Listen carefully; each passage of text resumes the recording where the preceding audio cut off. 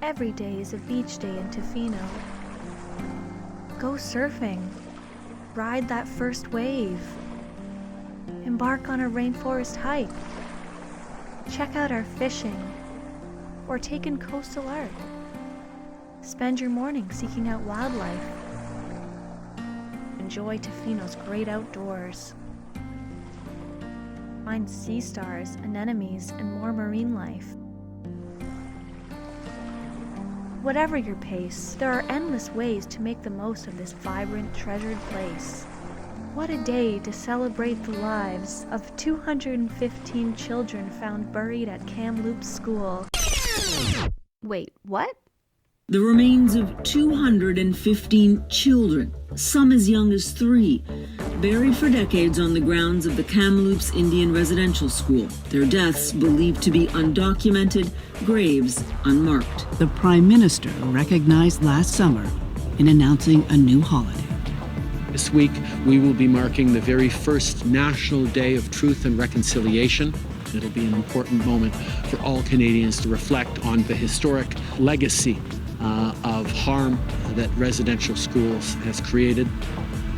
I invited him to come to Kamloops to honor that day with us. I also put it out there that if he couldn't be in attendance, that we really would love if he could provide a video clip, a minute or 2 minutes, acknowledging the day, acknowledging our survivors, acknowledging, the significance of that day and what it means to all of us.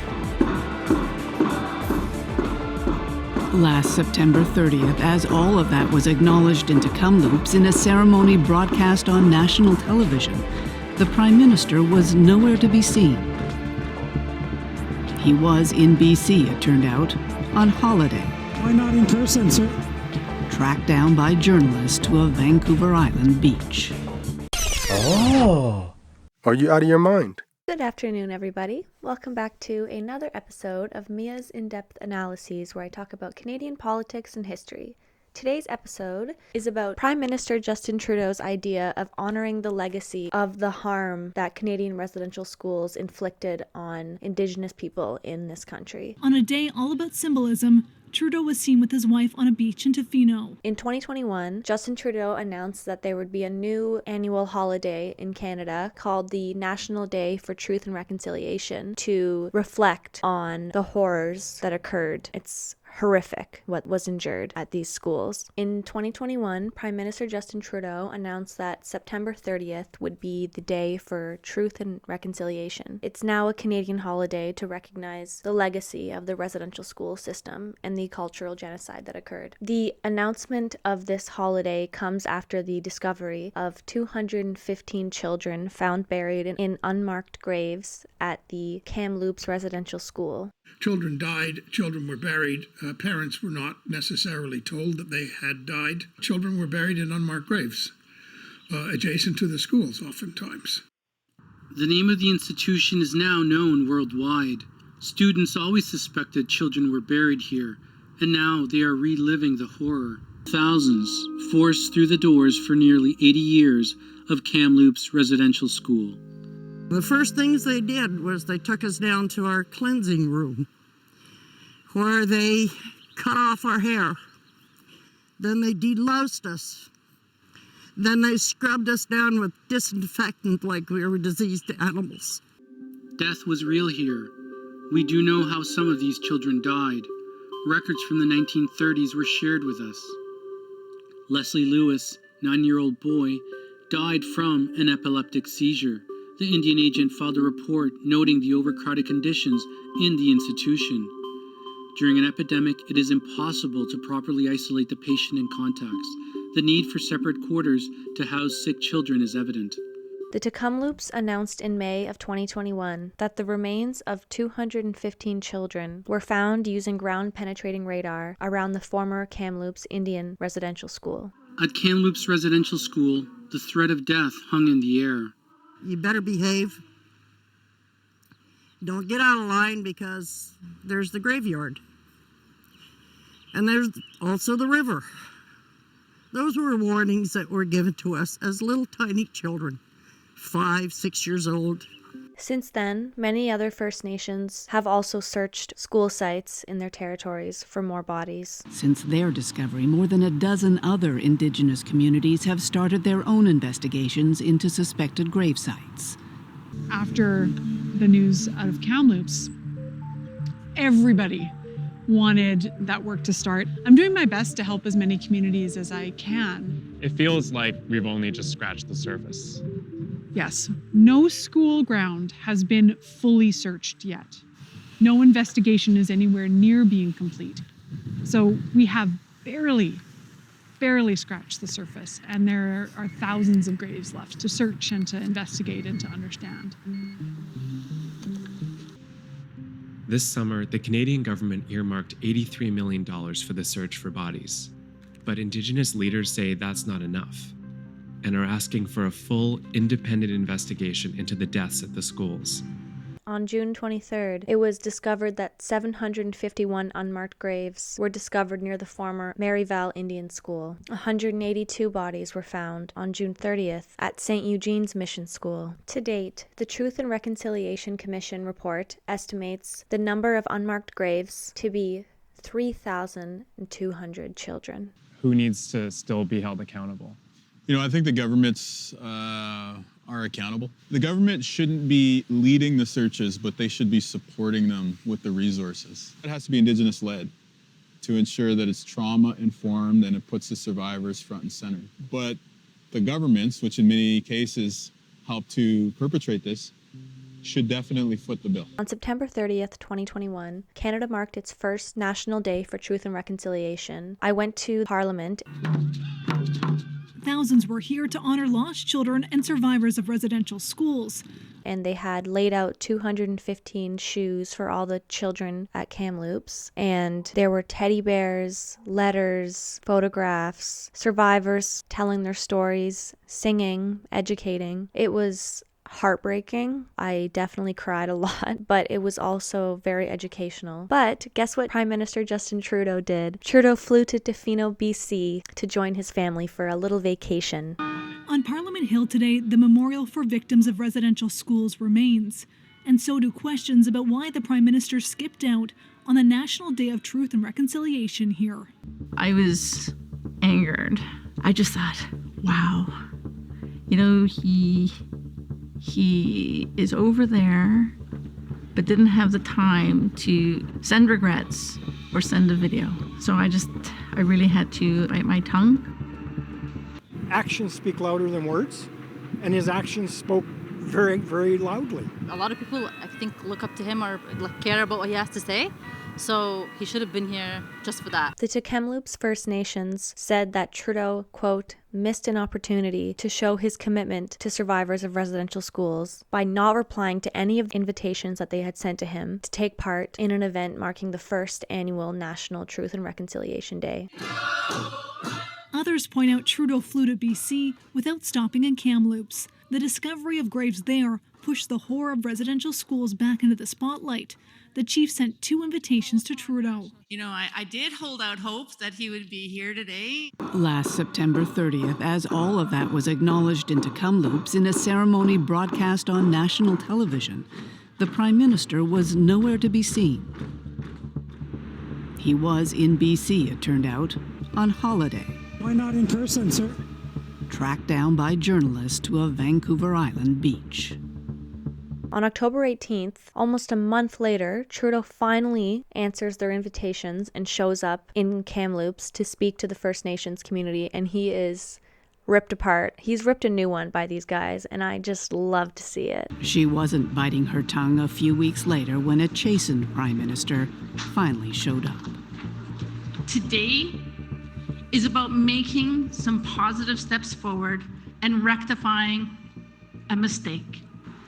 I am here today to say I wish I had been here a few weeks ago, and I deeply regret it. I don't think I've ever seen him in a position where he was ever receiving a scolding before.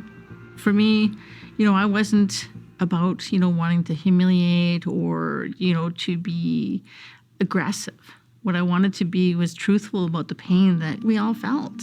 Trudeau issues an apology, saying he regrets his decision not to spend the National Truth and Reconciliation Day with them. Traveling on September 30th was a mistake, and I regret it. The first National Day of Truth and Reconciliation was a time for Indigenous people and non-Indigenous people alike to reflect and connect, think about the past, but also focus on the future. I want to thank Chief Casimir of the Kamloops for the conversation we had over the weekend, in which I apologized for not being there with her and her community for this important day. And I committed to going to visit the Kamloops Teswekmuk community in the coming weeks. There's a lot of work for us all to do, and I'm committed to doing it. Merci. Je suis heureux de prendre vos questions. I was in error to choose to travel on that day, and I apologize directly to Chief Casimir for not having attended the event that she invited me to, which is why I'm looking forward to going to the community and sitting down with them in the coming weeks. I don't know how dense you can be. He announced the holiday. To me, it's just a symbolization, another slap in the face that the government doesn't actually care about finding out the truth of what happened to Indigenous people in this country. This just shows us survivors that he doesn't actually want to meet with us. He's just, hoping that we will just disappear into the sunset. There are still many Indigenous people in court right now fighting for their money that they are owed from the government for their years of abuse, where they were ripped away from their families and their siblings and sexually abused, physically abused, emotionally abused. I wanted to go home and I was weeping. I remember there's a train whistle. The trains would go by Kamloops and I'd hear the whistle. And it became one of my triggers later on after I left a residential school. I'll tell you the truth. That years of residential school was like a blur to me. Suicide, I remember this young man or young boy hung himself in the bathroom. Still today they remember that. They still get nightmares about it. And about the runaways and people jumping trains, getting killed, jumping a train, freezing outside, running away in the wintertime. And that's one of the things about life lessons. Say, for example, when you got the strap, the first time, I sounded like a coyote, howling and crying. The second time, not much so. Then the third time, he wanted me to cry. And I said, I'm not going to cry. And I went and found a nice spot where there was nobody around, and then I had to cry. For more than a century, Indigenous children across Canada and the U.S. were forced to attend residential boarding schools, funded by the government and primarily run by churches. In Canada, lawmakers were explicit about their goals to, quote, get rid of the Indian problem. Children were cut off from their families and traditions. They were also punished for speaking their native languages. By the time the last school closed in the mid-1990s, an estimated 150,000 children had gone through the system. Thousands of them were never seen again. In 2008, Canada launched a Truth and Reconciliation Commission to look into the schools. Its final report in 2015 found that sexual assault was rampant, as were physical abuse and malnutrition. It also said that the system amounted to cultural genocide. But there are many things the report simply couldn't answer, including a final count of how many children died and how they died. You would wake up in the morning and your best friend isn't lying in the bed next to you and they never come back, but you're too afraid to ask what happened because you know that you could be next. The community gathered testimonials in this book. You're growing up, you're not allowed to do something. I wasn't allowed to read this book. Mike McKenzie reads a passage from survivor James Child. I walked along the riverbank and I found that student floating in the water by the shore. His body was stiff. For finding that deceased person, I was strapped 150 times on each hand. I think there was a few times that happened. It's horrific. And to think that this happened after the Holocaust, when we've already seen what happened in concentration camps, and to think that we did this to people living in our own country is horrific. Roberta Hill was only 6 years old when she was taken to the Mohawk Institute in 1957, along with 5 of her siblings. And that's what people have to understand. They look at us as old survivors, right? Think of us when we were little. We were little guys, you know? You don't have any adults to protect you. Adults can do what they want. Parents weren't told, here's what we're going to do to your kids when you drop your kids off. Here's what we're really going to do to them. That's not spoken of.